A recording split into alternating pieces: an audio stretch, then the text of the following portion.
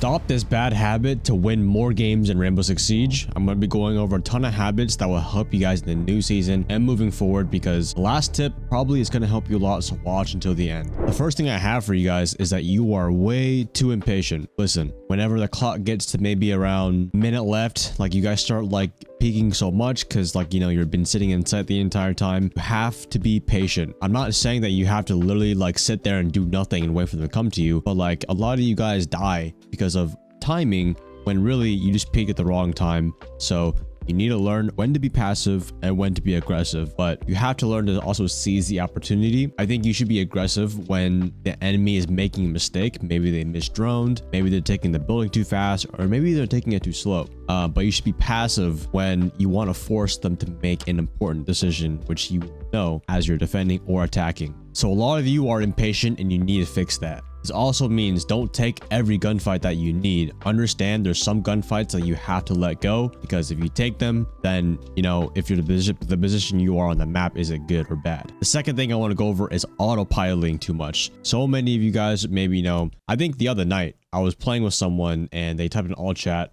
"I'm super high right now." You know, half my teammates do look like they're high smoking weed all day, because the way they're playing, I question if they're even diamond or champion. However, you guys are autopiloting by either you barely even know what your attack strategy is going into the map, as long as, you know, walking on the roof way too long. You're not actively thinking in the round. You're just kind of like holding an angle. Oh, hopefully he peeks me, but you're not actively thinking in the round. So you need to stop autopiloting, because it's not some freaking teammate's gonna come ace for you so you can win the round. And I bet you if you guys just be a little more present in the round, you know, maybe turn off that music that you're playing or try to call out a little bit more, but don't just, you know, spawn in, you know, just like go through the motion and die, because I guarantee you're going to lose the round if you do that. The third thing I have for you guys is tunnel visioning. I think I used to suffer from this a long time ago, and a lot of you guys do that. I see. Tunnel visioning, if you don't know what that means, it basically means that you're super focused on one task and you're not being perspicacious about what's going on around you. So like, for example, if you were to get inside the building, right, and there's a roamer, you just droned out a roamer, and then you're holding the angle of the room that you just droned him in. You hold that angle and you hold that room for hoping he's going to come for like the next 30 seconds or maybe even a minute. Some of you guys are weird. A minute you're holding an angle for a dude to come over to you. That's just way too long. You have other tasks to be doing. You need to be droning, pushing in, as well as, you know,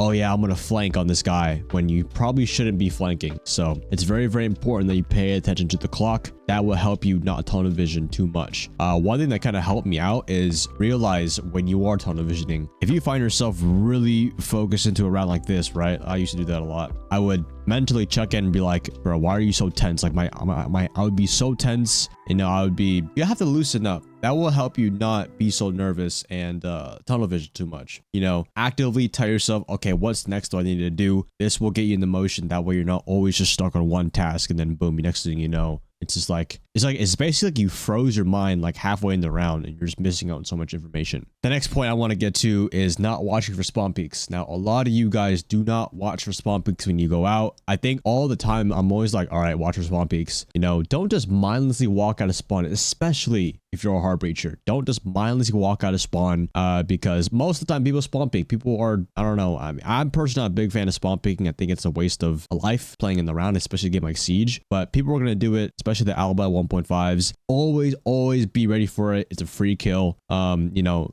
sometimes you die to them. Unfortunate, you learn from it, right? But so many of you guys die to the same spawn peak, maybe like 3 times a week. Aim at the window, approach it at maybe a different angle. Don't exactly walk where they want you to walk, because most of the time you're spawn picking, you're looking at one spot. A good example is like on Cafe. If you spawn Christmas, this is probably the most spawn picked area. Don't always just sprint and go to the roof. No, keep your gun up, pre-fire the window. I always shoot one bullet on different windows, so do that a lot. Moving on to the next point is not planning out the round or strategy. That's a huge bad habit for so many players that hold them back from ranking up, is that you're not like planning the round before you go in. I'm not saying saying you have to, okay, at a minute, I'm going to do this.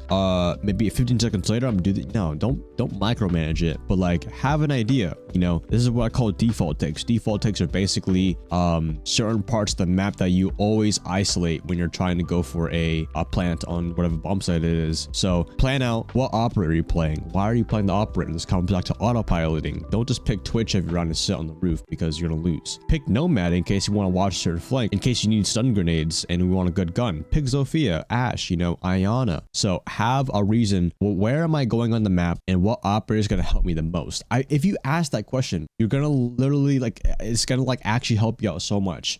Do we need a heart breacher here? Okay, we need a heart breacher, but then you know you're too busy on TikTok scrolling, and by the time you're on Oregon second floor kids, you guys have no heart breacher. How are you gonna get the wall open? We're gonna walk up. What? No, dude. You're gonna lose kids because you can't get a single heart breacher. All of you guys are playing Sledge, Zofia, Twitch, Ayana, and freaking, I don't know, like Knock or something like that. Like, bring the right operators. Don't just autopilot and actually plan out the round. Okay, what map control do I want to do? You have to ask yourself these questions. Or else it's just, you're not going to be consistent in the round. You're always going to face up against some sort of adversity and you're not going to know how to deal with it because you don't have even a plan yourself. You don't even have a plan yourself and you're wondering, why are these guys playing so brain dead? Oh, my team sucks. You have to know what you're doing. You can't predict every round, but if you keep working on yourself, then your takes will be more consistent. So you have to ask yourself what you want to do before the round starts. Use the preparation phase. Don't just keep scrolling on TikTok all the time. Moving on to the next thing is a lot of you guys struggle with this. I don't know why. It's a weird thing, but stop being toxic to your team. I don't care if Lil Timmy didn't clutch 1v4 or maybe he didn't watch your flank. Maybe even get under cam, but like, even if he loses a round, bro, like who are you to insult this guy or backseat this guy? Oh, that's actually a big one. I should actually include that. Backseating and toxicity are kind of the same thing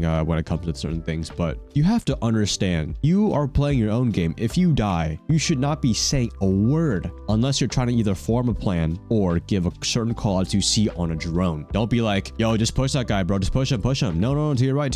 No, don't do it. No, bro. Nobody wants that guy on your team. Do not be that guy. You're not that guy, pal. Trust me. You're not that guy.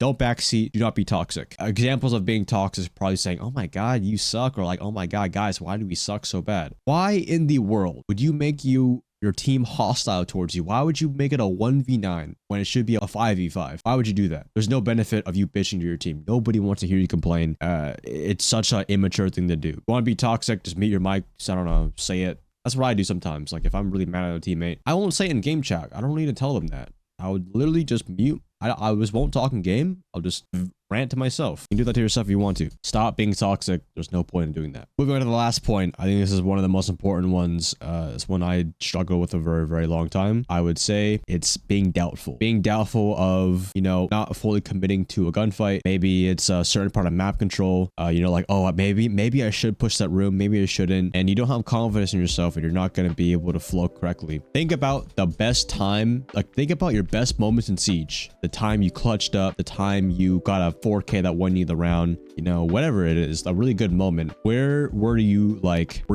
you knew what you were doing? It's not like you were just autopiloting, oops, accidentally got a 4K or something like that, you know? It didn't really happen like that. So what I would say to not be doubtful and have more confidence in yourself is you have to have more of those like plays, those clutches, those 3Ks. Start from casual or unranked. Know how it feels to get a lot of kills and actually be comfortable in your aim. Move that over to ranked. When you get a 3K in ranked, then you'd be like, okay, you know, I have a bit more confidence in myself. You're not gonna be so doubtful about this flank because it happened before. So building up experience is one of the only ways to not be doubtful. Start talking more positively about yourself. Why do I suck? Why am I hard stuck? No, you have to talk the absolute best of yourself. If you're constantly talking down on yourself, I wouldn't be surprised if you did bad, if you just kept not believing in yourself. So being doubtful is really, really a bad habit that you guys all have to overcome along with the other bad habits. So let's go over it one more time. Stop being impatient. Do not autopilot. Tunnel visioning. Don't always focus on one thing the entire round. Not watching for spawn peaks when you're walking out of spawn. Not using the preparation phase to plan out your attack wherever you want to do. Stop being toxic to your team. It's bullshit. It's immature. Stop doing that. Just believe in yourself. Stop being doubtful. Commit to that swing. If you lose it, you lose it. At least you know what you're doing. You know for next time. Better than just being a pussy and dying. So I hope you guys enjoyed this video. Be sure to leave a like and subscribe. And I'll see you guys in the next one. Peace.